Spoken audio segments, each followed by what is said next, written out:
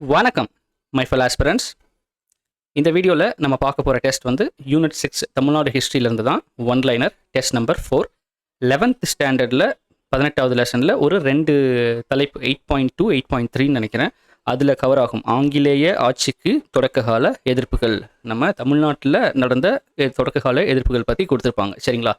இதுக்கு முன்னாடி தமிழ்நாடு ஹிஸ்ட்ரியில் நம்ம என்ன ஒன்லைன் டெஸ்ட் பார்த்தோம்னா 10th இருக்கக்கூடிய லெசன் ஆங்கிலேய ஆட்சிக்கு தொடக்ககால எதிர்ப்புகள். அதுக்கு முன்னாடி வந்து 8, அதனுடைய கண்டினியூஷன் தான் 8th ஸ்டாண்டர்டு, அதனுடைய கண்டினியூஷன் இந்த வீடியோ, சரிங்களா? இதோட வந்துட்டு ஆங்கிலேய ஆட்சிக்கு எதிரான தொடக்ககால கிளர்ச்சிகள் அந்த பகுதி வந்து நமக்கு கம்ப்ளீட் ஆகுது. நமக்கு அதுக்கப்புறம் வந்துட்டு நெக்ஸ்ட் டாபிக் உள்ள போகலாம்.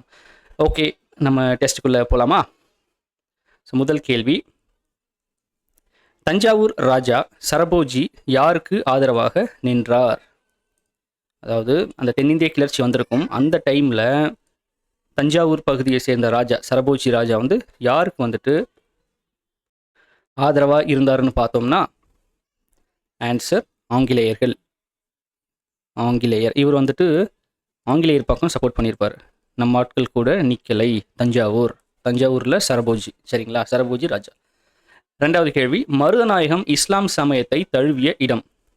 மருதநாயகர் அவர் பார்த்தீங்கன்னா ஆரம்பத்தில் வந்துட்டு ஹிந்துவாக இருந்து அதுக்கப்புறம் முஸ்லீமாக வந்து கன்வெர்ட் ஆகிறாரு. அந்த மாதிரி மருதநாயகம் முஸ்லீமாக கன்வெர்ட் ஆன இடம், எந்த இடத்துல கன்வெர்ட் ஆகிருப்பார்?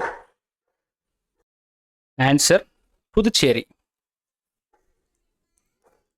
புதுச்சேரி, அங்கே தான் வந்துட்டு இவர் இஸ்லாத்துக்கு வந்து மாறியிருப்பார். மூன்றாவது கேள்வி, சிவகங்கையின் முன்னாள் ஆட்சியாளரின் வழித்தோன்றலான சிவகங்கையுடைய ஆட்சியாளர் யாருன்னா முத்துவடுகநாதர். முத்துவடுகநாதர் அல்ல முத்துவடுக பெரிய உடைய தேவர் எப்படினாலும் சொல்லலாம். அவருடைய வழித்தோன்றல் ஒருத்தர் இருப்பார். அவர் யார்? அவருடைய ஆதரவை கிழக்கு இந்திய கம்பெனி பெற்றது. அதாவது சிவகங்கையை வந்து ஜெயிச்சிருவாங்க யாருன்னா ஆங்கிலேயர்கள். திரும்ப அதை வந்துட்டு ராணி வேலுநாச்சியார் அவர்கள் மீட்டெடுத்துருவாங்க. அதுக்கப்புறம் அந்த சிவகங்கையை ஆட்சி செஞ்சவர் யாருன்னா முத்துவடுகநாதரோட வழித்தோன்றல்.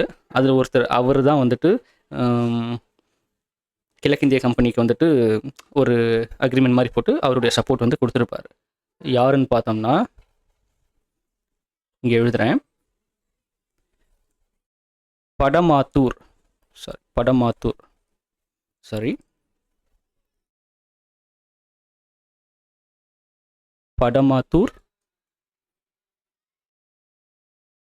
ஒய்யாத்தேவர்.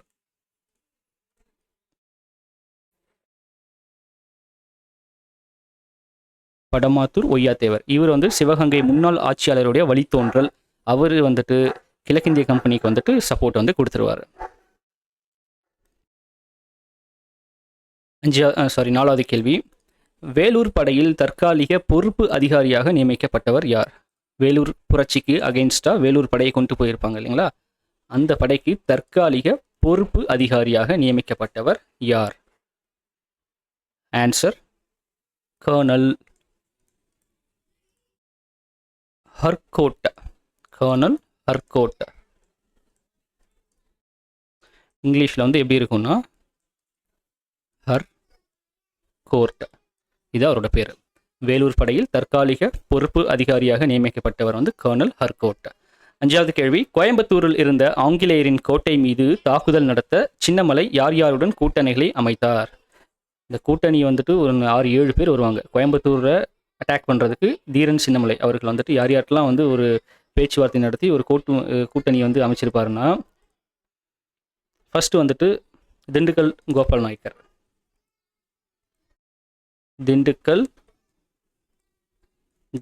நாயக்கர்.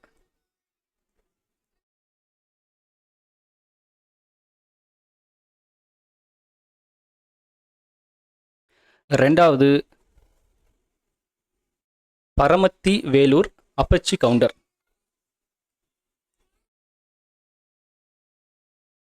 பரமத்தி வேலூர்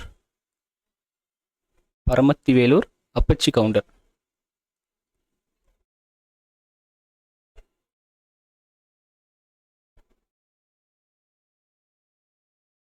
மூன்றாவது சேலம் ஆத்தூர். சேலம் பக்கத்தில் ஆத்தூர், ஒரு மணி நேரம் டிஸ்டன்ஸ் தான். அந்த ஊரை சேர்ந்த ஜோனி ஜோனி ஜான் கஹன். ஜோனி ஜான் கஹன். அடுத்தது பெருந்துறை குமரால் வெள்ளை. பெருந்துறை ஈரோடு பக்கத்தில் இருக்கு இல்லைங்களா? பெருந்துறை குமரால் வெள்ளை.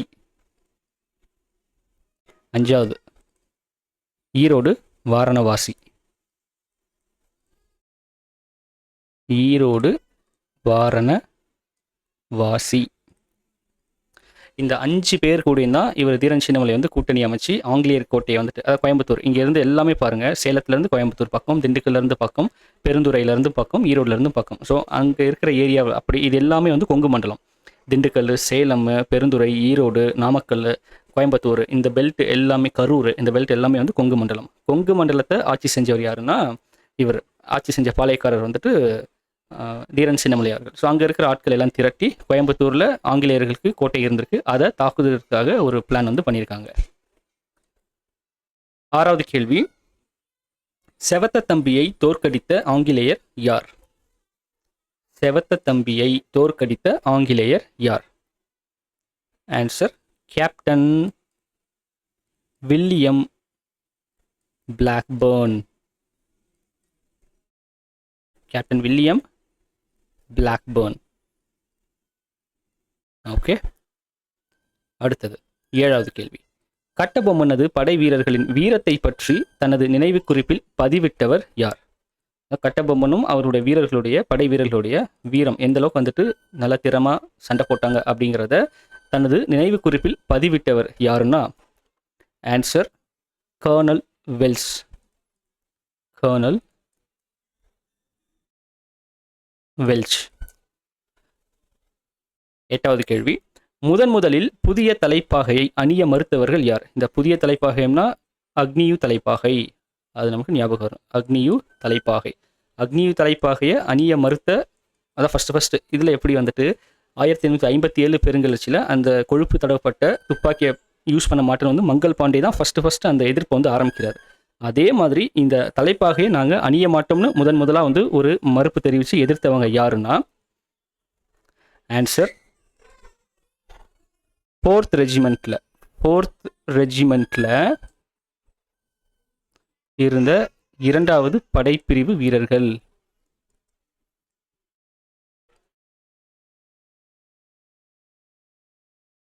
ஸோ 2nd படைப்பிரிவு வீரர்கள் 4th ரெஜிமெண்ட்டில் இருந்தவங்க, அவங்க தான் ஃபஸ்ட்டு நாங்கள் இந்த தலைப்பாகையை அணிய மாட்டோம் அப்படின்னு வந்து மறுப்பு தெரிவித்து எதிர்த்தவர்கள். 9வது கேள்வி, விஸ்வநாத நாயக்கரின் தந்தை பெயர்? இந்த விஸ்வநாத நாயக்கர் யாருன்னா அவர் தான் பாளையக்காரர் முறையை தமிழ்நாட்டில் இன்ட்ரடியூஸ் பண்ணவர். சரிங்களா?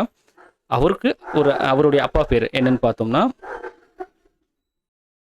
சாரி கைஸ், இவன் வேற ரோட்டில் போகிறவங்கள ஒருத்தவனையும் விட மாட்டான். அதான் எதிர் வீட்டில் ஒரு நாய் இருக்குன்னு சொன்னால, அவன் தான் எப்போ பாரு கத்திக்கிட்டே இருக்கான். அது பக்கத்தில் ஒரு சின்ன ஃபங்க்ஷனு, ஸோ அதுக்கு வந்து ஆள் நடமாட்டம் இருந்துகிட்டே இருக்காங்களா, அது யாராவது புதுசாக வந்தால் உடனே கத்த ஆரம்பிச்சிட்றான். கொஞ்சம் அவனை வந்து அட்ஜஸ்ட் பண்ணிக்கோங்க. ஏன்னா இன்றைக்கி வீடியோ எடுக்கும்போது நிறைய பேர் வந்துட்டு போயிட்டு தான் இருக்காங்கன்னு நினைக்கிறேன், அதனால் அவன் கத்திகிட்டே இருக்கான். ஓகே. 9வது கேள்வி, விஸ்வநாத நாயக்கருடைய தந்தை பெயர்? அவரோட தந்தை யாருன்னா நாகம நாயக்கர். நாகம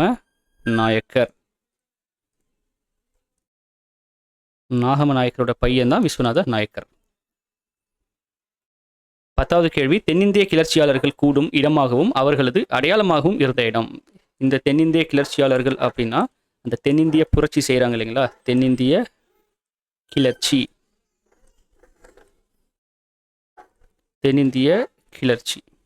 1801. இந்த கிளர்ச்சியில் ஈடுபட்ட அந்த கிளர்ச்சியாளர்கள் கூடும் இடமாகும், அதான் அவங்க சந்தித்து பேசுறதுக்கும் ப்ளஸ் அவங்களுக்கு அடையாளமாக இருந்த ஒரு இடம் எதுன்னு பார்த்தோம்னா ஆன்சர் காளையார் கோவில். சிவகங்கையில் இருக்க காளையார் கோவில். Okay, right. 11வது கேள்வி, திருவிதாங்கூர் ஆட்சியாளர் பூலித்தேவர் கூட்டமைப்பில் சேர்வதற்கான காரணம் யாது? நம்ம 10th படிச்சிருப்போம். திருவிதாங்கூர் மன்னர் வந்துட்டு அவருடைய படைகளை அமுச்சு வச்சிருப்பாரு. யாருக்கு? பூலித்தேவருக்கு வந்து அமுச்சு வச்சிருப்பாங்கன்னு வந்து நம்ம 10th படிச்சிருப்போம். இப்போ 11th அதுக்கான காரணத்தை சொல்லியிருப்பாங்க. அப்போ திருவிதாங்கூர் அவருக்கு வந்து ஏதாவது ஒரு அண்டர்ஸ்டாண்டிங் இருக்கும், ஒரு பெனிஃபிட் இருக்கும், அதனால தான் அமைச்சிருப்பாங்க இல்லைங்களா? அப்படி அமைச்சு வச்ச காரணம் அல்ல அந்த கூட்டமைப்பில் சேர்ந்ததுக்கான காரணம். ஆன்சர் களக்காடு இருக்கு இல்லைங்களா, களக்காடு போர் தான் திருவிதாங்கூர் வந்து சேர்ந்து சண்டை போட்டிருப்பாங்க. யார்? திருவிதாங்கூரும் பூலித்தேவரும் சேர்ந்து களக்காடு போர். மாபூஸ் கானுக்கும் அவரோட தலைமையில் வந்த இது படையை வந்துட்டு இது பண்ணியிருப்பாங்க. அதுக்கு முன்னாடி வந்து களக்காடு வந்துட்டு திருவிதாங்கூர் ஆட்சியில் இருந்திருக்கும். அதை இவங்க வந்து கைப்பற்றியிருப்பாங்க பாளையக்காரர்கள். அதனால் அந்த களக்காடை திரும்ப தரப்படும் என்ற வாக்குறுதி, இந்த களக்காடு திரும்ப தரப்படும் அப்படிங்கிறது வந்து வாக்குறுதி கொடுத்துருப்பாங்க. சிம்பிள். இப்போ நமக்கு நடக்குது இல்லையா, நம்ம இவர் தளபதிக்கு மெஜாரிட்டி இல்லை, நாங்கள் உள்ளே வந்தால் என்ன எங்களுக்கு என்ன செய்வீங்க, ஏதோ மினிஸ்ட்ரி கொடுப்பீங்களா, அந்த பேரம் அவ்வளோதான். அதே மாதிரி தான் அப்போ திருவிதாங்கூர் வந்துட்டு நான் உனக்கு வந்து சப்போர்ட் பண்ணுறேன், ஆங்கிலேயருக்கு அகெயின்ஸ்டாக நான் வந்து உங்க கூட சப்போர்ட் பண்ணுறேன்னா எனக்கு என்ன லாபம். அப்போது வந்து பூலித்தேவர் என்ன சொல்கிறார், ஓகே களக்காடு வந்து உங்களுக்கே திரும்ப கொடுத்துட்றேன், நம்ம ஜெயிச்சிட்டா களக்காடை நீங்கள் எடுத்துக்கங்க அப்படின்னு வந்து வாக்குறுதி கொடுத்துருக்காரு. அதை பேஸ் பண்ணி தான் பூலித்தேவர் கூட்டமைப்பில் வந்துட்டு திருவிதாங்கூர் வந்து வந்திருக்காங்க. சரிங்களா? 12வது கேள்வி, மதுரை நாயக்கர் அரசின் ஒரு பகுதியாக இருந்த கொங்கு நாட்டை கைப்பற்றியவர்கள் யார்? அதாவது மதுரை நாயக்கர் அரசோட ஒரு பகுதியாக தான் இந்த கொங்கு நாடு இருந்திருக்கு. அந்த கொங்கு நாட்டை கைப்பற்றியவர்கள் யாருன்னு பார்த்தோம்னா அது அப்போ ஒரு ஆட்சியாளர் இருந்திருக்காங்க. அவங்க வந்து உடையார்கள்.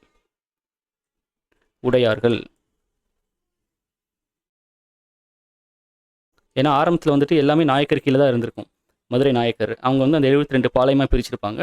அப்படி பிரிக்கும்போது ஒரு பாளையத்துக்கும் ஒரு பாளையக்காரர் இருப்பாங்க. சில டைம் அந்த பாளையக்காரரை வீழ்த்திட்டு அந்த பாளையத்தை வந்துட்டு இன்னொருத்தங்க வந்து கேப்சர் பண்ணியிருப்பாங்க. எப்படி பார்த்தாலும் அது மதுரை நாயக்க அரசரோட ஒரு பகுதி தான்.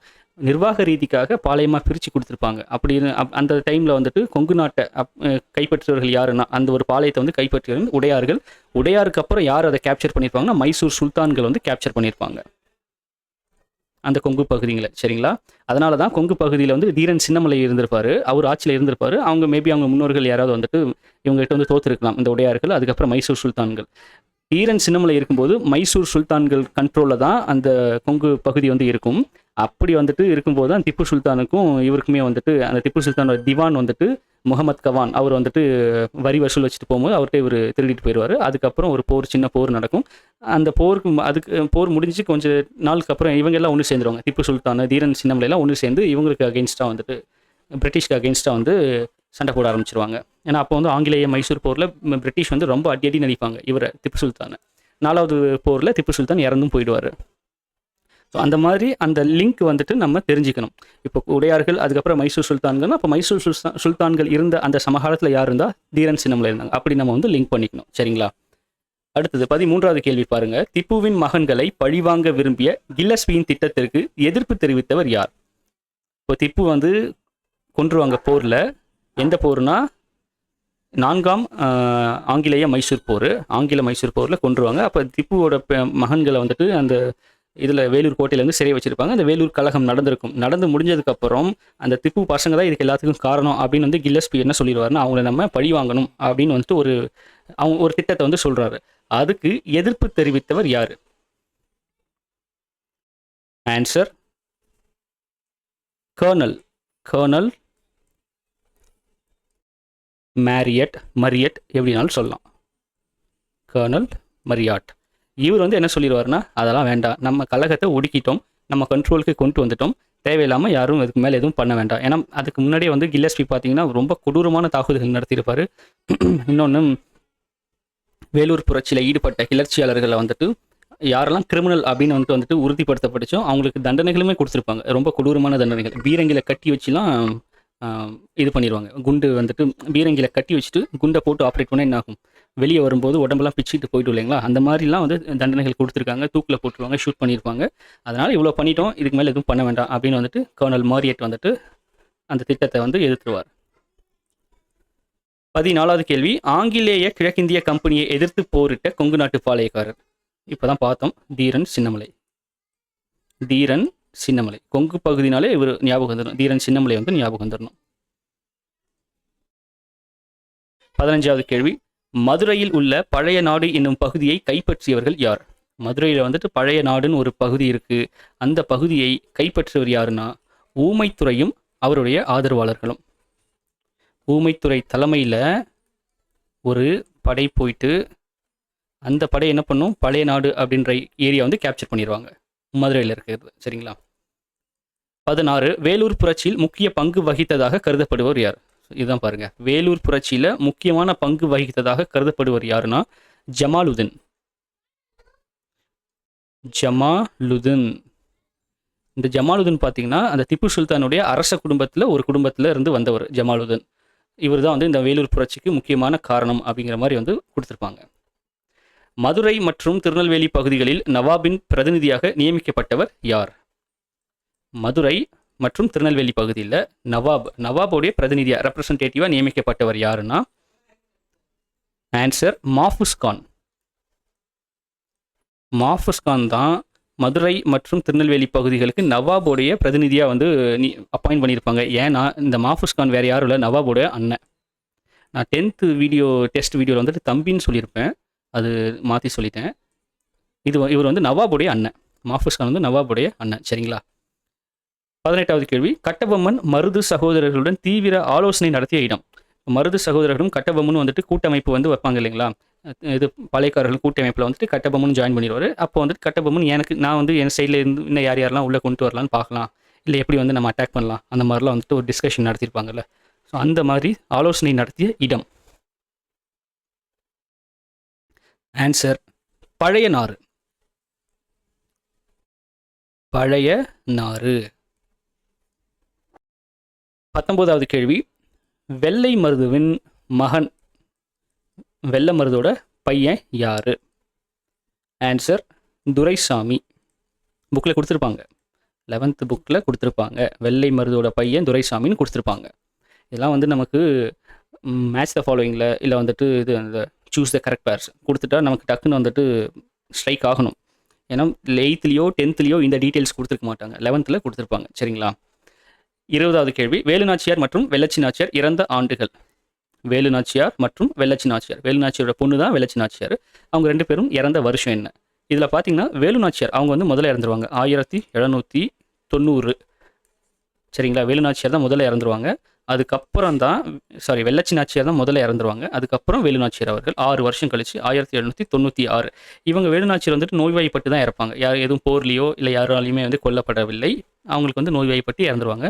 ஆனால் வெள்ளச்சி நாச்சியார் அவர்களுடைய இறப்பு வந்து ஒரு மர்மமாக தான் இன்ன வரைக்கும் இருக்குது. அதுக்கு வந்து ஒரு கரெக்டான ஒரு இது வந்து கிடைக்கல, ஒரு எவிடன்ஸோ எதுவுமே கிடைக்கல. அவங்க எப்படி இறந்தாங்க அப்படிங்கிறது மர்மமே. 21வது கேள்வி, வேலூர் கோட்டையை எத்தனை நாட்களுக்கு தங்கள் கட்டுப்பாட்டில் வைத்திருக்கும்படி ஜமாலுதீன் இந்திய அதிகாரியிடமும் வீரர்களிடமும் கேட்டுக்கொண்டார்? வேலூர் புரட்சியை ஸ்டார்ட் பண்ணி நீங்கள் கோட்டையை வந்துட்டு கட்டுப்பாட்டில் வச்சுருங்க, இத்தனை நாள் மட்டும் கேப்சர் பண்ணி உங்கள் கட்டுப்பாட்டில் வச்சுருங்க, அதுக்குள்ளே நான் வெளியிலேருந்து சப்போர்ட்லாம் கூட்டிகிட்டு வந்துடுறேன், கூட்டிகிட்டு வந்து நம்ம மொத்தமாக அடித்து நம்ம வந்து இதை வந்து கைப்பற்றிடலாம் அப்படின்னு வந்துட்டு ஜமாலுதீன் சொல்லியிருப்பார். அந்த மாதிரி எத்தனை நாள் நீங்கள் தாக்குப்பிடிங்க, இத்தனை நாளைக்கு வந்து நீங்கள் இருங்க, அதுக்குள்ளே நான் வெளியிலேருந்து எல்லாத்தையும் கூட்டிகிட்டு வந்துடுறேன் அப்படின்னு ஜமாலுதீன் சொல்லியிருப்பாருன்னா 8 நாள். 8 நாள் சமாளிங்க, அதுக்குள்ளே நான் வெளியிலேருந்து சப்போர்ட்டை கூட்டிகிட்டு வந்துடுறேன்னு சொல்லியிருப்பாரு. ஆனால் இந்த வேலூர் புரட்சி இருக்கு இல்லையா, வேலூர் புரட்சி, கில்லஸ்பி அந்த ஆள் வந்துட்டு என்ன பண்ணியிருப்பான்னா 15லேருந்து 30 நிமிஷம் தான். புக்கில் 15 நிமிஷத்தில் முடிச்சிருப்பாங்கன்னு சொல்லுவாங்க. நம்ம ஒரு தோராயமாக எடுத்துக்கலாம். 15லேருந்து 30 நிமிஷத்துக்குள்ளே அந்த கழகத்தை வந்து அடக்கிட்டார். கொடூரத்தனமான தாக்குதல், இஷ்டத்துக்கான துப்பாக்கி சூடு, பார்த்த எல்லாருமேலேயும் வந்துட்டு இதுதான் துப்பாக்கி குண்டு மழை தான். கோட்டையை உடைச்சிட்டு வந்துட்டு எல்லாம் பீரங்கி அதுன்னு வச்சு அடித்து நவுத்தி 15லேருந்து 30 நிமிஷத்தில் கழகத்தை வந்து அடக்கி ஒடுக்கி எல்லாத்தையும் கொண்டு குச்சிட்டாங்க. கிட்டத்தட்ட ஒரு 800 பேருக்கு மேலே வந்துட்டு இறந்ததாக சொல்லுவாங்க. அந்த கழகத்தை அடக்குன அந்த டைமில் 800 சிப்பாய்கள், நம்ம ஆட்கள் தான், இந்தியர்கள் எல்லாம், அங்கேருந்து ஆட்கள் எல்லாம் 800 பேர் வித்தின் அரை மணி நேரம், 30 minutes, 30 நிமிஷத்துக்குள்ளே 800 டெட் பாடிஸ். யோசிச்சு பாருங்க, அந்த அளவுக்கு மூர்க்கமாக கொடூரமாக ஒரு தாக்குதலை நடத்தினவன் தான் கில்லஸ்பி. அதுக்கு அவனுக்கு வந்து வெகுமதியும் கொடுத்துருப்பாங்க, 7000 பக்கோடாக்கள் வெகுமதியும் கொடுத்துருப்பாங்க. ஓகே, 22வது கேள்வி, வேலுநாச்சியாரின் ஆலோசகராகவும் படை தளபதியாகவும் செயல்பட்டவர்கள் யார்? வேலுநாச்சியார் வந்துட்டு சிவகங்கையை மீண்டும் வந்து கைப்பற்றிடுவாங்க. அப்போ கைப்பற்றி ராணியா உட்காரும்போது வேலுநாச்சியாருக்கு வந்து ஆலோசகராக இருந்தவர் யாருன்னு பார்த்தீங்கன்னா சின்னமருது. ஆலோசகர் வந்து சின்னமருது. அந்த படையோட தளபதி, வேலுநாச்சியார் படையோட தளபதி இருக்கு, அந்த படை இருக்கு இல்லையா, அந்த படைக்கு தளபதியாக இருந்தவர் யாருன்னா பெரிய மருது. பெரிய மருது. ஸோ இவங்க 2 பேரும் தான் ஹெல்ப் பண்ணியிருப்பாங்க வேலுநாச்சியாருக்கு வந்து திரும்ப அந்த ராணியாக உட்கார வைக்கிறது. ஏன்னா அதுக்கு முன்னாடி ஏன் வந்து வேலுநாச்சியார் ராணியாக உட்காருவாங்கன்னா, வேலுநாச்சியோட ஹஸ்பண்ட் தான் வந்துட்டு முத்து வடுகநாதர் இல்லைங்களா? அவர் வந்துட்டு காளையார் கோவில் போரில் 1772 காளையார் கோவில் போரில் வந்துட்டு இறந்துருவார். அதாவது இறந்துருவாருன்னா கொன்றுவாங்க. ஆங்கிலேயர்ஸ் வந்து கொன்றுவாங்க பிரிட்டிஷ். கொன்னதுக்கு அப்புறம் தான் வேலுநாச்சியார் திரும்ப அந்த சிவகங்கையை அவங்ககிட்ட இருந்து எடுத்துருவாங்க. எடுத்ததுக்கப்புறம் ஆட்டோமேட்டிக்காக அவங்க தானே ராணி போஸ்டிங்க்கு வரணும். ஏன்னா ராஜா இல்லை, அப்போ ராணி வரணும். அந்த ராணியை உட்கார வச்சவங்க யாருன்னா சின்ன மருதும் பெரிய மருதும் தான் உட்கார வச்சுருப்பாங்க ஆட்சியில். சரிங்களா? 23வது கேள்வி, யூசுப் கான் கம்பெனியை எதிர்த்து கிளர்ச்சியில் இறங்குவதற்கான காரணம் என்ன? யூசுப் கானே கம்பெனியோட ஆளு தான். ஓகேயா? யூசுப் கான் வந்து கம்பெனியோட ஆளு தான். கம்பெனிக்கு ரெப்ரசன்ட் பண்ணி தான் புலித்தேவருக்கு வந்து அகெயின்ஸ்டாக போர் வந்து போட்டிருப்பாரு. போர் செஞ்சு புலித்தேவரையுமே வந்துட்டு அவர் இருந்த வரைக்கும் புலித்தேவரால் திரும்ப வந்துட்டு உள்ளே வர முடியாது. அந்த மாதிரி வந்துட்டு யூசுப் கான் எல்லா கோட்டையும் கேப்சர் பண்ணியிருப்பார். அப்படி இருக்கும்போது அந்த கம்பெனியை எதிர்த்து கிளர்ச்சியில் இறங்குவதற்கான காரணம் என்னன்னா, இந்த யூசுப் கானை வந்துட்டு என்ன பண்ணியிருப்பாங்கன்னா, ஆற்காடு நவாப் இருக்காங்க இல்லைங்களா? ஆற்காடு நவாப் இந்த மேலே பார்த்தோமே, ஆற்காடு நவாப் தான் திருநெல்வேலி, மதுரை அந்த பெல்ட்லாம் வந்து அவங்களோட கட்டுப்பாட்டில் இருந்தது. அந்த ஆற்காடு நவாபுக்கு கீழே யூசுப் கானை வந்துட்டு வேலை செய்ய சொல்லியிருப்பாங்க. நீ வந்துட்டு தனியாலாம் எதுவும் வந்துட்டு நீ நிர்வாகம் செய்ய வேணாம், நீ வந்து ஆற்காடு நவாபுக்கு கீழே வேலை செய்ய அப்படின்னு சொல்லியிருப்பாங்க. அந்த டைமில் யூசுப் கான் டென்ஷன் ஆயிடுறாப்புல. ஆற்காடு நவாபு ஒன்றும் கிளிக்கலைங்க, நான் தான் வந்துட்டு மதுரை, திருநெல்வேலி இந்த பகுதி எல்லாமே வந்து கேப்சர் பண்ணேன். இப்போது எப்படி சொல்கிறது, 1761 1764 வரைக்கும் பார்த்தீங்கன்னா புலித்தேவர் வந்துட்டு இந்த திருநெல்வேலி பக்கமே வர முடியாது. அந்த மாதிரி வந்து யூசுப் கான் வந்துட்டு ஃபுல் கண்ட்ரோல் எடுத்திருப்பார். யூசுப் கான் இறந்ததுக்கு அப்புறம் தான் திரும்ப வந்துட்டு நெற்கட்டும் செவல் அந்த கோட்டையை வந்துட்டு இவர் கேப்சர் பண்ணுவார் புலித்தேவர். அது வரைக்கும் உள்ளே வர முடியாது. அந்த மாதிரி நான் வந்துட்டு கட்டுக்கோப்பாக இது பண்ணிட்டு இருக்கேன், என்ன வந்து ஆற்காடு நவாபுக்கு கீழே வந்துட்டு வேலை செய்ய சொல்கிறீங்களான்னு கடுப்பாகி வந்து கிளர்ச்சி இறங்கிடுறாப்புல. நீங்கள் என்னடா இது பண்ணுறது, நான் உங்களுக்கு அகெயின்ஸ்டாக போகிறேன் அப்படின்னு வந்துட்டு கம்பெனிக்கு அகெயின்ஸ்டாக வந்து திரும்பிடுவார். ஓகேவா? 24வது கேள்வி, பிரெஞ்சுக்காரர்களும் திப்பு சுல்தானாலும் பயிற்சி அளிக்கப்பட்ட பாளையக்காரர். முக்கியமான ஒரு statement. French plus Tipu Sultan 2 பேர்கிட்டையுமே வந்துட்டு பயிற்சி எடுத்த ஒரு பாளையக்காரர் யாருன்னா தீரன் சின்னமலை. ஸோ இந்த இதை வந்துட்டு நல்லா ஞாபகம் வச்சுக்கோங்க. திப்பு சுல்தான் வந்தாலே அந்த அவரோட லிங்க் ஆகிற பாளையக்காரர் யாருன்னா தீரன் சின்னமலை தான். நல்லா ஞாபகம் வச்சுக்கணும். தீரன் சின்னமலையும் திப்பு சுல்தான் 2 பேருக்குமே வந்து லிங்க் இருக்கும். அதே மாதிரி வேலுநாச்சியாரும் யாருக்கும் லிங்க் இருக்குன்னா ஹைதர் அலி. 2 பேருமே மைசூர் சுல்தான்கள் தான். ஹைதர் அலியும் மைசூருடைய சுல்தான், திப்பு சுல்தானும் மைசூருடைய சுல்தான். ஆனால் ஹைதர் அலி இதில் வந்து அப்பா, அவரோட பையன் தான் திப்பு சுல்தான். அந்த வாரிசில் முதல்ல வந்துட்டு மைசூர் ஆட்சி செஞ்சுட்டு இருந்தோம் ஹைதர் அலி. அப்போது மைசூருக்கும் பிரிட்டிஷ்க்கும் சண்டை வரும். அப்போது 1 2 ஆங்கிலேய மைசூர் போரில் வந்துட்டு யாருக்கு அகெயின்ஸ்டாக பிரிட்டிஷ் போர் போடுவாங்கன்னா ஹைதர் அலிக்கு அகெயின்ஸ்டாக தான் ஆங்கிலேய மைசூர் போர் நடக்கும். 2 போர், முதலாம் மைசூர் போர், 2ஆம் மைசூர் போர். 2வது மைசூர் போரில் வந்துட்டு ஹைதர் அலி இறந்துருவார். அதுக்கப்புறம் வந்துட்டு திப்பு சுல்தான் ஆட்சிக்கு வந்துருவார். 3ஆம் மற்றும் 4ஆம் ஆங்கிலேய மைசூர் போர் யாருக்கும் நடக்கும்னா திப்பு சுல்தானுக்கும் பிரிட்டிஷுக்கும் தான் நடக்கும். ஓகேவா? ஸோ ஒரு கொஸ்டின் நம்ம பார்க்கும்போது அதுக்கு லிங்க்டாக வேறு என்னென்ன டீட்டெயில்ஸ் இருக்குது அப்படிங்கிறத நம்ம ரீகால் பண்ணிக்கலாம். அது வந்து இன்னமும் பெட்டர் ஒரு ரீகால் மெத்தட். ஏன்னா ஒரே கேள்வியில் நம்ம இத்தனையுமே வந்துட்டு நமக்கு ரீகால் பண்ணும்போது எல்லாமே ஞாபகம் வரும் இல்லையா? அதுக்காக எனக்கு ஞாபகம் இருக்கிறது அப்பப்போ சொல்லிடுறேன். ஓகே. ஸோ 25, வெள்ளச்சி நாச்சியாரை மனம் முடித்தவர் யார்? வெள்ளச்சி நாச்சியார் வந்துட்டு வேலுநாச்சியோட பொண்ணு. அவங்க வந்து யாரை வந்து கல்யாணம் பண்ணியிருப்பாங்கன்னா வேங்கன் பெரிய உடைய தேவர். வேங்கன் பெரிய உடைய தேவர். இவர் கல்யாணம் முடித்த டைமில் தான் வந்துட்டு கொஞ்ச நாள்லேயே வந்து வெள்ளச்சி நாச்சியார் இறந்துருவாங்க. இவர் மேலேயே ஒரு சந்தேகம் இருக்கும். ஆனால் இது நிரூபிக்கப்படவில்லை. இது வரைக்கும் நமக்கு வந்து வெள்ளச்சி நாச்சியாருடைய மரணம் வந்துட்டு ஒரு இதுதான், நமக்கு வந்துட்டு அது விடை தெரியாத புதிர் தான். அடுத்தது 26வது கேள்வி, வீரபாண்டிய கட்டபொம்மன் பிறந்த ஆண்டு. நம்ம 10th கொடுத்துருக்க மாட்டாங்க, இந்த 11th வந்து கொடுத்துருப்பாங்க. சரிங்களா? வீரபாண்டிய கட்டபொம்மன் பிறந்த ஆண்டு வந்து 1760. 27வது கேள்வி, கோட்டைக்கு வெளியே, இது வந்து வேலூர் கோட்டை, நான் ஆட் பண்ணணும்னு நினச்சேன் மறந்துட்டேன்.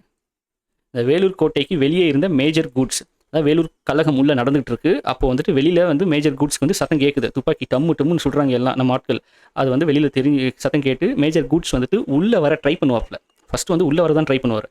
அதுக்கு முன்னாடி பார்த்தீங்கன்னா மேஜர் ஆம்ஸ்ட்ராங் வந்து உள்ளே வந்துருவார். வந்தால் அவர் சர மாதிரியாக பட்டன்னு அவரை சுட்டு தள்ளிடுவாங்க. அதுக்கப்புறம் வந்துட்டு மேஜர் கூட்ஸ் உள்ளே வர ட்ரை பண்ணுவார், ஆனால் உள்ளே போக முடியாது. அதனால் என்ன பண்ணிடுவார்னா, கூட்ஸ் வந்துட்டு கில்லஸ்பிக் அந்த ஆற்காடு பகுதியில் இருப்பார். ஆற்காடு, ராணிப்பேட்டை எல்லாமே வந்து ஒரே ஏரியா தான், சரிங்களா? அந்த வேலூர் பக்கத்தில் பார்த்தீங்கன்னா இதெல்லாம் தான், இந்த ஊர் தான் இருக்கும்.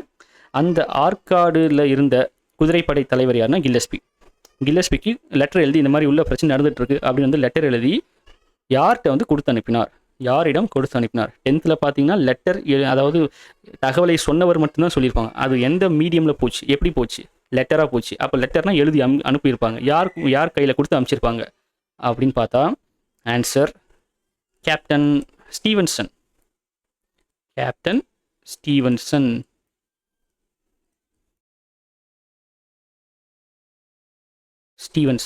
ஓகே. இந்த கூட்ஸுங்கிறவர் ஸ்டீவன்சன்ட்ட வந்துட்டு லெட்டர் எழுதி கில்லஸ்பிட்ட போய் கொடுங்க அப்படின்னு வந்து அனுப்பிச்சு வச்சிருப்பாரு. 28வது கேள்வி, ஆங்கிலேயர்களுக்கு எதிராக பூலித்தேவரின் பாளையக்காரர்கள் கூட்டமைப்பில் சேர்ந்த பாளையங்களை குறிப்பிடுக. ஆங்கிலேயருக்கு எதிராக பூலித்தேவர் தான் ஃபஸ்ட்டு வந்து பாளையக்காரர்கள் எல்லாம் ஒன்றா ஒரு கூட்டமைப்பை வந்து சேர்த்துருப்பார் இல்லைங்களா? அதுக்கப்புறம் தான் வந்துட்டு மருது சகோதரர்கள் அதே பாணியை வந்து ஃபாலோ பண்ணியிருப்பாங்க. அப்படி பூலித்தேவரோட கூட்டமைப்பில் இணைந்த பாளையங்கள் என்னென்ன? ஆன்சர் ஃபர்ஸ்ட் வந்துட்டு ஊற்றுமலை.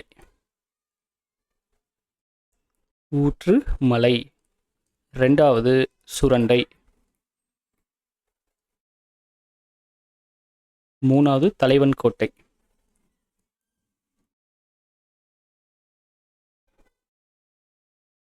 நாலாவது நடுவக்குறிச்சி.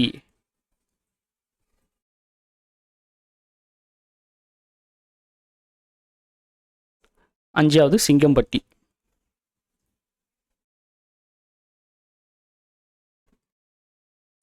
ஆறு ஊர்காடு.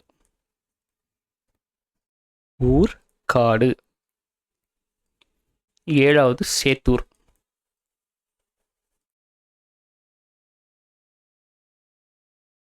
8 கொல்லம் கொண்டான். 9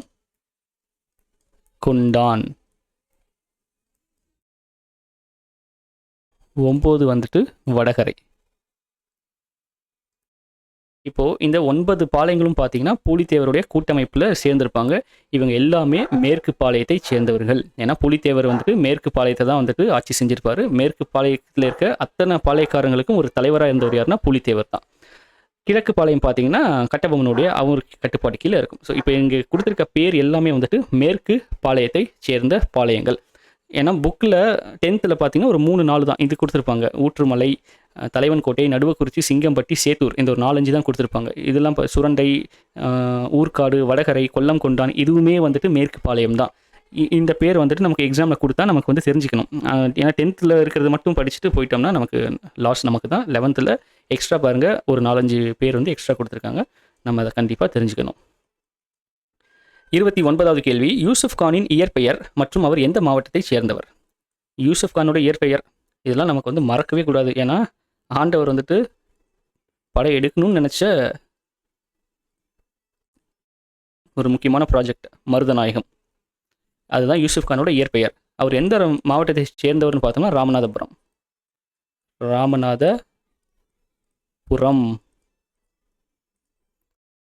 ஓகேவா?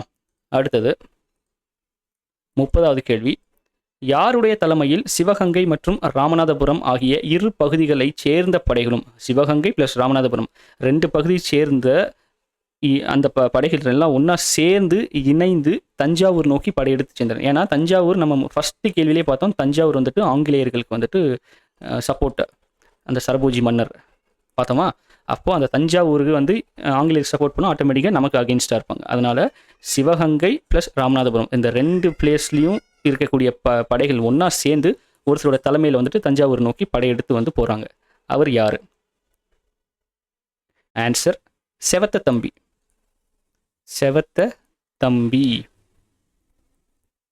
இந்த செவத்த தம்பி யாருன்னா சின்ன மருது இருக்கார் இல்லைங்களா, அவரோட பையன். சின்ன மருதுடைய மகன். வெள்ளை மருதோட மகன் வந்து துரைசாமி, சின்ன மருதோட பையன் வந்துட்டு செவத்த தம்பி. சரிங்களா? 31வது கேள்வி, ஆங்கிலேயர்கள் மருதுபாண்டியர், செவத்தையா, துரைசாமி ஆகியோரை கைது செய்த இடங்களை குறிப்பிடுக. ஸோ இந்த இடத்துல துரைசாமி வராரு பார்த்தீங்களா, இவர் தான் வந்துட்டு இது வெள்ளை மருதோட பையன். அப்போ மருதுபாண்டியர், செவத்தையா, துரைசாமி இவங்களெல்லாம் வந்து கைது பண்ண இடத்த வந்து நம்ம சொல்லணும்.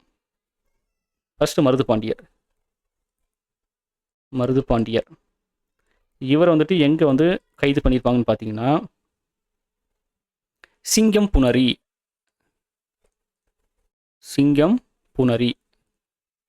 புணரிங்கிறது ஒரு மலை. அந்த மலையில் வந்து கைது பண்ணியிருப்பாங்க. செவத்தையா வந்துட்டு இவரோட தம்பி. ஊமைத்துறையும் செவத்தையாவும் கட்டபொம்மனுடைய தம்பி. சரிங்களா? இது கட்டபொம்மன் இறந்ததுக்கப்புறம் ஊமைத்துறையும் செவத்தையும் யாருடைய பாதுகாப்பில் இருப்பாங்கன்னா மருதுபாண்டியர் கூட சேர்ந்து தான் அடுத்து வந்து சண்டை போடுவாங்க. அப்படி செவத்தையா வந்துட்டு எங்கே வந்து கைது பண்ணியிருப்பாங்கன்னா வத்தலகுண்டு. துரைசாமிக்கு பார்த்தீங்கன்னா எக்ஸாக்ட் பிளேஸ் வந்து கொடுத்துருக்க மாட்டாங்க புக்கில். மதுரை அருகில் அப்படின்னு வந்து கொடுத்துருப்பாங்க. மதுரை பக்கத்தில் ஒரு ஊரில். ஆனால் எக்ஸாக்டான பிளேஸ் வந்து துரைசாமிக்கு கொடுக்கல. நம்ம இவங்க 2 பேருக்கு நம்ம தெரிஞ்சுக்கோம். மருதுபாண்டியர், சிங்கம் புணரி, செவத்தையா, வத்தலகுண்டு இவங்க கைது செய்யப்பட்ட இடம். அதே வந்துட்டு கட்டபொம்மனுடைய அமைச்சர் சிவசுப்பிரமணியனார் அவர் எங்கே கைது பண்ணியிருப்பாங்கன்னு பார்த்தீங்கன்னா கோலார்பட்டி. அங்கே ஒரு சண்டை நடக்கும், கோலார்பட்டி சண்டை. அந்த சண்டையில் வந்துட்டு சிவசுப்பிரமணியனார் கைது செய்யப்படுவார். அவர் எங்கே தூக்கில் போட்டிருப்பாங்கன்னா நாகலாபுரம். ஸோ இந்த பேர் வந்து நம்ம கன்ஃபியூஸ் ஆகிக்கூடாது. கைது செஞ்சது ஒரு இடம், தூக்கில் போட்டது ஒரு இடம். அடுத்தது 32வது கேள்வி, வேலூர் புரட்சியில் ஈடுபட்ட கிளர்ச்சியாளர்களுக்கு தண்டனைகள் நிறைவேற்றப்பட்ட நாள். ஸோ இதெல்லாம் நமக்கு வந்து எக்ஸ்ட்ரா இன்ஃபர்மேஷன். நமக்கு 10th இதெல்லாம் கொடுத்துருக்க மாட்டாங்க. அதனால் வந்துட்டு நமக்கு 10th நின்றக்கூடாது. அதுக்கு ஹையர் ஸ்டாண்டர்ட்ஸ் இருக்கிறதையும் படிச்சுக்கணும். ஏன்னா அதை தாண்டி இப்போ நம்ம அடுத்தது வந்துட்டு இவர் வெங்கடேசன் சார் புக்கு அதையுமே வந்துட்டு ஒரு கிளான்ஸ் வந்து பார்க்குற மாதிரி இருக்கும். அதனால் ஃபஸ்ட்டு ஸ்கூல் புக்கை தரவாயிடணும், அதுக்கப்புறம் அவுட் சோர்ஸ் போகலாம். அதனால் 8th 10th அப்படியே நின்றலான்னு வந்து நின்றாதீங்க. நமக்கு மார்க் கண்டிப்பாக வந்து மிஸ் ஆகிடும். 11th பார்த்தீங்கன்னா இந்த இருக்கிறதுலே வந்து கொஞ்சம் ஈஸியான ஏரியா இது. ஏன்னா கொஞ்சம் கதை வடிவில் இருக்கும், நமக்கு வந்து கொஞ்சம் இன்ட்ரெஸ்டிங்காகவும் இருக்கும் இந்த பாடம் படிக்கிறதுக்கு. ஆனால் இதில் 11th ஸ்டாண்டர்டில் பார்த்தீங்கன்னா நிறைய டேட்டா கொடுத்துருப்பாங்க. அதனால் 11th ஸ்டாண்டர்ட் மிஸ் பண்ணிடாதீங்க. இப்போது வேலூர் புரட்சியில் ஈடுபட்ட கிளர்ச்சியாளர்களுக்கு தண்டனைகள் நிறைவேற்றப்பட்ட நாள் எதுன்னு பார்த்தோம்னா செப்டம்பர் 23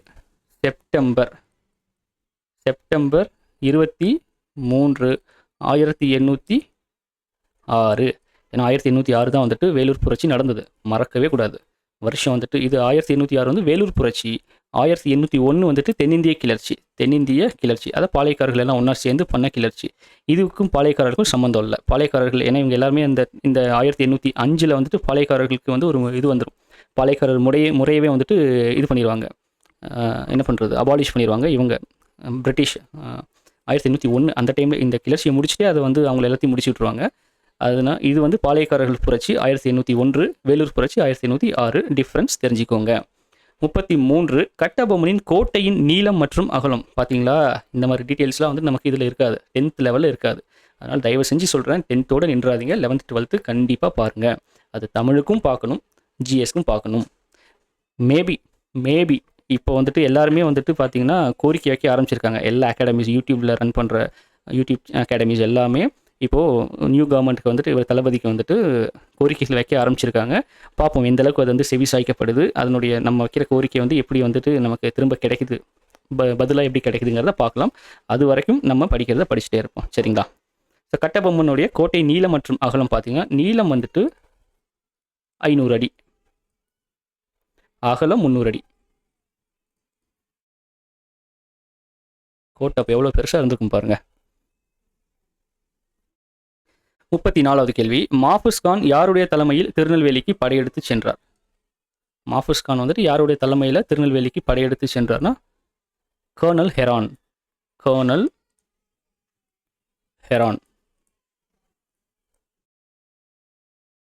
அடுத்தது 35 உடையார்களின் வீழ்ச்சிக்கு பிறகு கொங்கு நாடு யாருடைய கட்டுப்பாட்டுக்கு சென்றது? இதை நான் முன்னாடியே சொல்லிட்டேன். மதுரை நாயக்கர்கள், அவங்க கிட்ட இருந்து மதுரை நாயக்கர், அவங்க கிட்ட இருந்து உடையார்கள், அதாவது இந்த கொங்கு நாடு. அதுக்கப்புறம் உடையார்கிட்ட இருந்து யார்கிட்ட வரும்னா மைசூர் சுல்தான். சரிங்களா? இந்த ஆர்டர் வந்து மறக்கக்கூடாது. 36வது கேள்வி, வேலூர் கோட்டைக்கு கில்லஸ்பியுடன் சென்ற தலைமைகளை குறிப்பிடுக. இப்போ வேலூர் கோட்டைக்கு வந்து கில்லஸ்பி தனியாக போகல, அவர் கூட இன்னும் 2 படைகள், அதாவது 2, 3 குதிரை படைகளை கூட்டா சேர்த்துட்டு தான் போறாரு. அப்படி போன அந்த தலைமை யார் யார், அவர் கூட போனவங்க யார் யார் பார்ப்போமா? ஃபர்ஸ்ட் வந்துட்டு கேப்டன் யங். கேப்டன் யங் இதான் இங்கிலீஷில் கேப்டன் யங். இவர் வந்துட்டு 19ஆம் குதிரைப்படையோட தலைவர். 19ஆம் குதிரைப்படையுடைய தலைவர் வந்துட்டு கேப்டன் யங். அடுத்தது வந்துட்டு லெஃப்டினன்ட்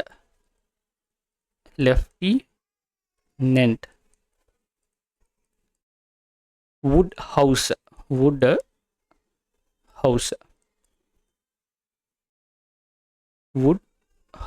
ஓகே, இவர் வந்து பார்த்தீங்கன்னா 7ஆம் குதிரைப்படை, அதான் அப்போ ஒரு நம்பர் இருக்குது, இது 19, இவர் 7ஆம் குதிரைப்படையோடைய தலைவர், இல்லை அதுக்கு தலைமை எப்படின்னாலும் வச்சுக்கலாம். ஓகே, அடுத்தது வந்துட்டு இன்னும் ஒருத்தர் மூன்றாவதாக இருக்கிறது யாருன்னா கர்னல் கென்னடி.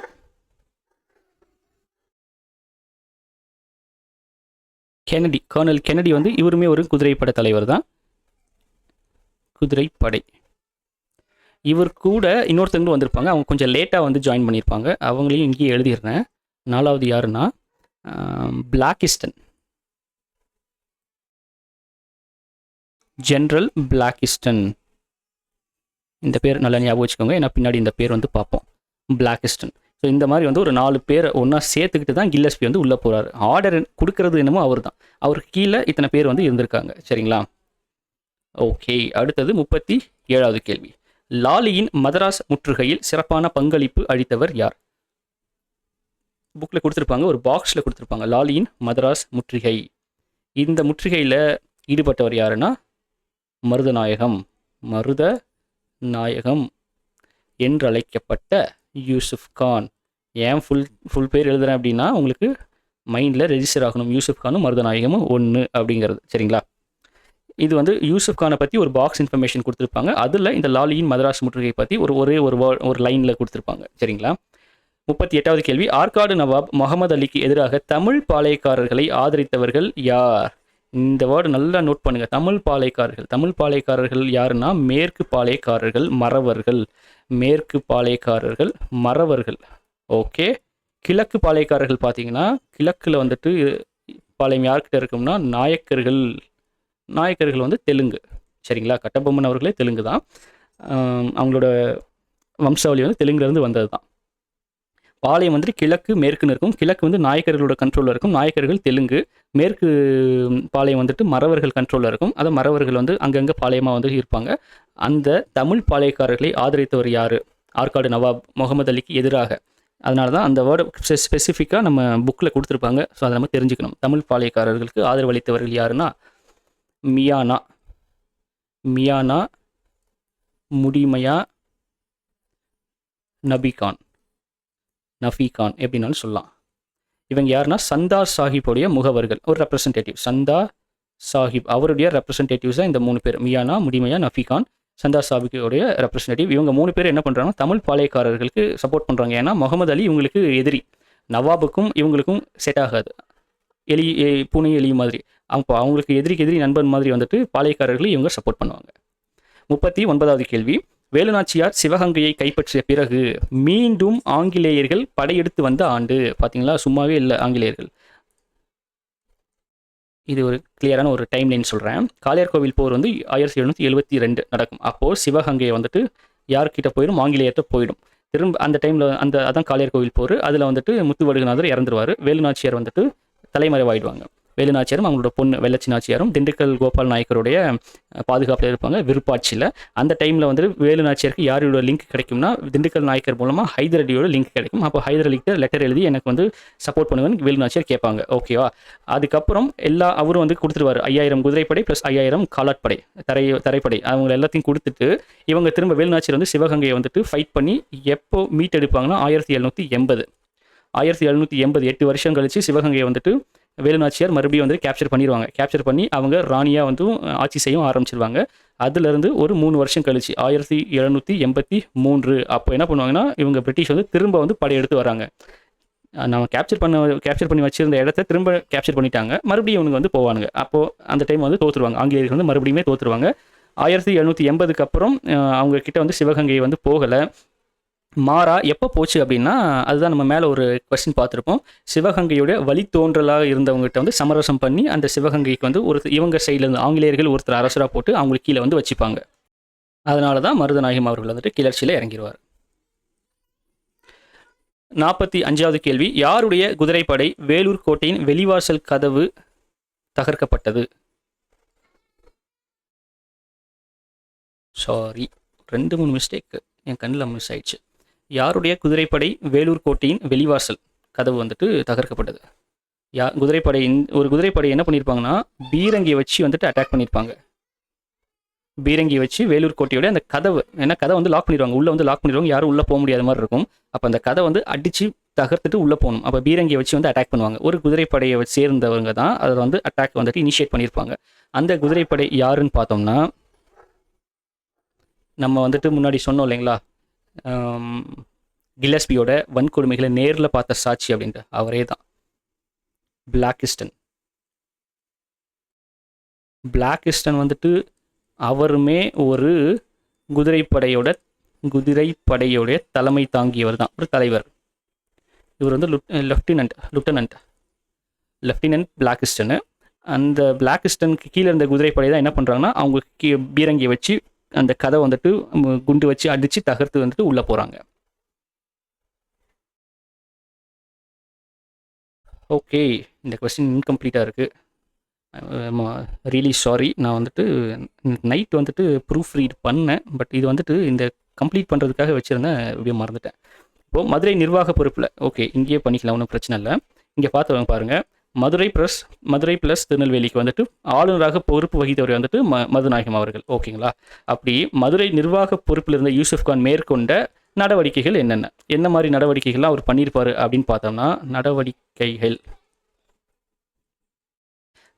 என்னென்னு பார்த்துருப்போம்னா, இந்த மதுரையில் வந்துட்டு நெசவு தொழில் இருக்கும் இல்லைங்களா, நெசவு தொழில் அப்போல்லாம் வந்துட்டு நெசவு தான் போட்டு வந்துட்டு நெசவு துணி வந்து நெஞ்சு அதுக்கப்புறம் தான் வந்து இது பண்ணுவாங்க. அந்த நெசவு தொழிலுக்கு வந்துட்டு ஊக்கப்படுத்துறாரு, இந்த நெசவு தொழிலாளருக்கு வந்து ஊக்கப்படுத்துறாரு.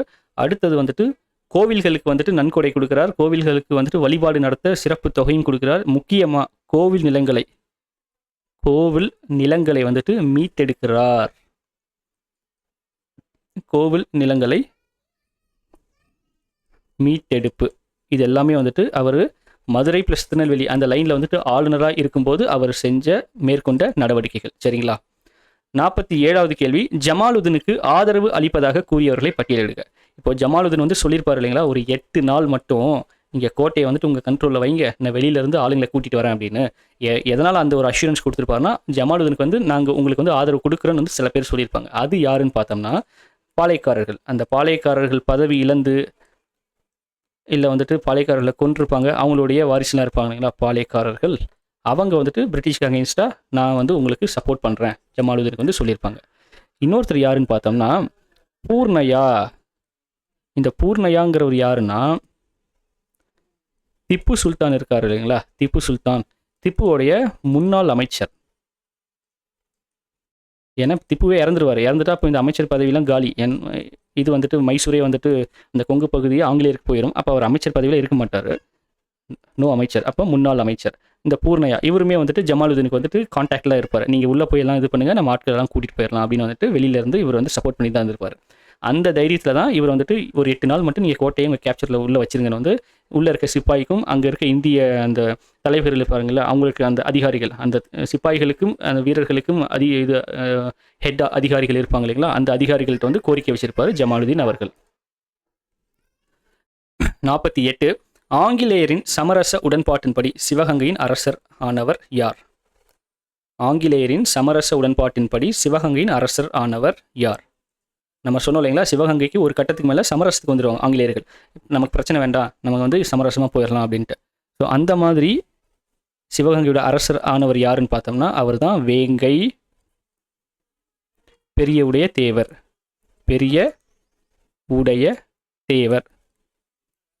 இவருக்கு தான் வெள்ளச்சி நாச்சியார் வந்து கல்யாணம் பண்ணி வச்சிருப்பாங்க. இப்போ உங்களுக்கு அந்த லிங்க் புரியுதுங்களா? வெள்ளச்சி நாச்சியார் வந்து கல்யாணம் பண்ணியிருப்பாங்க. இவர் வந்துட்டு சிவகங்கை வந்துட்டு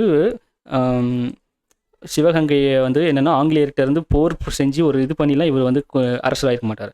இவங்க 2 பேருக்கு ஒரு சமரச உடன்பாடு கொண்டு வந்து அந்த சமரச உடன்பாட்டில் என்ன பண்ணியிருப்பாங்க, சிவகங்கைக்கு அரசராக இவரை வந்து மாற்றிருப்பாங்க. அப்போ அவரை கல்யாணம் பண்ணவங்க வந்து வெள்ளச்சி நாச்சியார். அவங்களுக்கு அந்த கிரட்ஜ் இருக்கும், ஒரு உள்ள வந்து அந்த இது என்ன சொல்கிறது, கலோக்கியெல்லாம் சொன்னால் வன்மம். ஆங்கிலேயர்களுக்கு வேலு நாச்சியார் மேலே ஒரு வன்மம் இருக்கும். ஏன்னா அவங்க அடித்து திரும்ப பிடிங்கிட்டு வந்துட்டாங்க இல்லைங்களா, திரும்ப மீட்டு எடுத்துட்டாங்க. அதனால் இவங்களோட உள்வேலை இருக்கலாம் அப்படிங்கிறது ஒரு சின்ன ஒரு தியரி. அந்த வெள்ளச்சி நாச்சியோட இறப்பில் வேங்கை பெரியவுடைய தேவருக்கும் பங்கு இருக்கலாம் அப்படிங்கிறது ஒரு சின்ன தியரியாக வந்து சொல்லப்படுது. இது எல்லாமே வந்துட்டு ஒரு தியரி தான், இதுக்கு வந்து கான்கிரீட் ப்ரூஃப் எதுவுமே கிடையாது. அடுத்தது 49வது கேள்வி. ஆங்கிலேயரின் கோட்டையை தாக்குவதற்கு சின்னமலை யாருடைய ஆதரவை பெற முயன்றார்? அந்த கோயம்புத்தூரில் ஆங்கிலேயர் கோட்டை இருக்குது, கொங்கு பகுதியில் இருக்கிற அந்த கோட்டையை வந்துட்டு அட்டாக் பண்ணணும் சின்னமலை வந்து பிளான் பண்ணுறாரு. அதுக்கு வந்து கூட்டணியும் வந்து வைக்கிறாப்புல சில அந்த சைடில் இருக்க அந்த பகுதியில் இருக்கவங்க. அது போக முக்கியமாக இன்னொருவருடைய ஆதரவை வந்துட்டு இவர் வந்து தேடுறாரு. அவர் யாருன்னா த கிரேட் மருது சகோதரர்கள். மருது சகோன்னு சிம்பிளாக எழுதுறேன். இவங்க 2 பேருமே உண்மையிலே ரொம்ப பெரிய போர் வீரர்கள், மிகப்பெரிய போர் வீரர்கள். அந்த டைமில் வந்துட்டு சிம்ம சொப்பனமாக இருந்திருக்காங்க ஆங்கிலேயர்களுக்கு. அந்த மாதிரி இருக்கும் பட்சத்தில் சின்னமலை வந்து என்ன பண்ணுறாரு, அவங்ககிட்ட போய் சப்போர்ட் கேட்க போகிறாரு. ஆனால் சப்போர்ட் வந்து கிடைக்கல அந்த டைமில். ஏன்னா அந்த டைமில் அவங்களுக்குள்ளேயே வந்து சண்டை நடந்துட்டு இருக்கும். மருது சகோதரர் அந்த சைடில் எல்லாமே கொஞ்சம் பிரச்சனை நடந்துட்டு இருக்கும். அதனால் இவர் வந்து வெயிட் பண்ணி பார்ப்பாரு. சப்போர்ட் கிடைக்கல, லேட் ஆகுதுங்கிற பட்சத்தில் சின்னமலை வந்துட்டு தீரன் சின்னமலை தாக்குதலில் வந்து இறங்கிடுவார். அவங்க வந்து ஒரு டேட் பிளான் பண்ணியிருப்பாங்க. அந்த டேட்டுக்கு முன்னாடியே வந்துட்டு அட்டாக்ல வந்து இறங்கிடுவாங்க சின்னமலை. 50வது கேள்வி. தீரன் சின்னமலையின் 3 முக்கிய போர்கள். ரொம்ப முக்கியம். எப்படி வந்துட்டு பாபருக்கு வந்து ஒரு 3 முக்கியமான போர், 3-4 போர் இருக்கோ, அதே மாதிரி வந்து தீரன் சின்னமலைக்கு வந்து ஒரு 3 முக்கிய போர்கள் இருக்குது. அது வந்து என்னன்னு பார்த்தோம்னா, ஃபர்ஸ்ட் வந்துட்டு காவிரி போர். காவிரி போர் இது நடந்த வருஷம் பார்த்தீங்கன்னா 1801. இப்போ இந்த 1801 வந்துட்டு பாளையக்காரர்கள் ரொம்ப தீவிரமாக இருக்காங்க. பாளையக்காரர்கள் புரட்சி நடக்குது, அந்த கிளர்ச்சி, தென்னிந்திய கிளர்ச்சி. அப்போல்லாம் வந்துட்டு சின்ன மருது, பெரிய மருது, அதுக்கப்புறம் வந்துட்டு கட்டபொம்மனோட தம்பிங்க, இவங்கெல்லாம் வந்து ரொம்ப பிஸியாக இருக்காங்க. அந்த டைமில் தான் இவர் வந்துட்டு ஆங்கிலேயர்கள் கோட்டையை இதுக்குன்றது கேட்பாப்புல. சரிங்களா? அடுத்தது வந்து 2வது போர் பார்த்தீங்கன்னா, அதுக்கப்புறம் வந்து பாளையக்காரர்கள் முக்கியமான பெரிய தலைலாம் வந்து கீழே விழுந்துடும். இவர் மருது சகோதரர்கள், ஊமைத்துறை, செவத்தையா, அதுக்கப்புறம் வந்துட்டு அந்த ஆமாம் இவங்க தான் வந்து முக்கியமான ஆட்கள் தென்னிந்திய அந்த கிளர்ச்சியில். ப்ளஸ் கோபால நாயக்கர், திண்டுக்கல் கோபால நாயக்கர், இவங்க எல்லாமே வந்துட்டு இறந்துருவாங்க. அதுக்கப்புறம் திப்பு சுல்தானுமே வந்துட்டு இறந்துருவார். அது வரைக்கும் சப்போர்ட் பண்ணிட்டு இருந்த திப்பு சுல்தானும் இறந்துருவார். அதுக்கப்புறம் ஆங்கிலேயருக்கு அகெயின்ஸ்டாக ஒரு போர் வந்துட்டு, சரி நம்ம வெளியில் எங்கேயும் போவேன்னா ஒரே இடத்துல தங்கி ஆங்கிலேயர்களை வந்துட்டு காலி பண்ணுவோம் அப்படின்னு ஒரு இடத்துல வந்து ஒரு கோட்டையை கட்டுவார். அந்த கோட்டை எங்கே கட்டியிருப்பாருன்னா ஓடாநிலை. அதனால தான் அதுக்கு பேர் வந்து ஓடாநிலை போர். ஓடாநிலை, ஓடவும் முடியாது ஒளியவும் முடியாதுங்கிற மாதிரி ஓடாநிலை, எங்கேயும் வெளியே போகாமல் இருந்த இடத்துலேயே தாக்குதல். அது எந்த வருஷம்னா 1802. 3வது போர் பார்த்தீங்கன்னா அரச்சலூர் போர். அரச்சலூர் போர் இது நடந்த வருஷம் வந்து 1804. இந்த 3 போர் தான் தீரன் சின்னமலையோட முக்கியமான போர். 3மே வந்துட்டு ஆங்கிலேயர்களுக்கு அகெயின்ஸ்டாக பண்ண ஒரு போர் தான். 51வது கேள்வி. வேலூர் நிகழ்வின் தாக்கம், அந்த வேலூர் கழகம் நடந்துச்சு இல்லைங்க, அந்த கழகத்துடைய தாக்கம் எங்கெல்லாம் பரவிய இடங்களை கூறுக. மொத்தமாக ஒரு 5-6 பிளேசஸ்க்கு வந்துட்டு அது வந்து பரவுச்சு. அது என்னென்னு பார்க்கலாம். ஃபர்ஸ்ட் வந்து ஹைதராபாத்.